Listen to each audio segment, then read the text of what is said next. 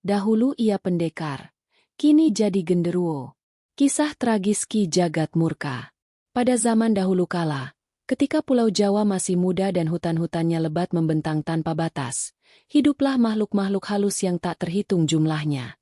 Di antara mereka, ada satu bangsa makhluk gaib yang dulunya adalah para manusia biasa, tetapi karena keserakahan, kutukan, dan pelanggaran terhadap alam, mereka berubah menjadi makhluk menyeramkan yang kini kita kenal sebagai genderuwo.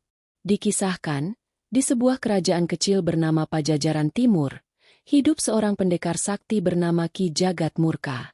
Ia terkenal sebagai penjaga hutan, pelindung hewan, dan pembela rakyat dari ancaman manusia serakah. Namun, seiring waktu, kekuasaan perlahan mengubah hatinya. Ki Jagatmurka yang dulu bijaksana, mulai merasa dirinya pantas menguasai lebih dari sekadar hutan. Ia ingin menjadi raja dunia gaib dan dunia manusia sekaligus.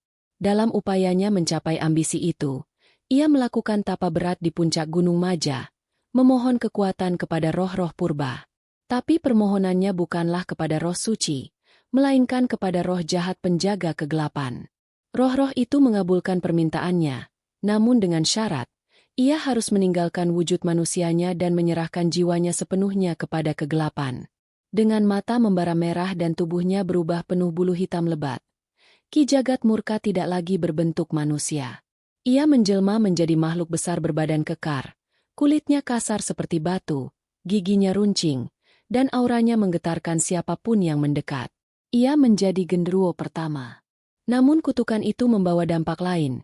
Siapapun manusia yang berambisi terlalu besar, melanggar alam, dan hatinya dikuasai hawa nafsu tak terkendali, perlahan jiwanya akan membusuk, dan bila mati di tempat angker, ia pun akan berubah menjadi genderuwo seperti Ki Jagatmurka. Genderuwo kemudian menyebar. Mereka tinggal di pepohonan tua, gua-gua lembab, dan reruntuhan bangunan.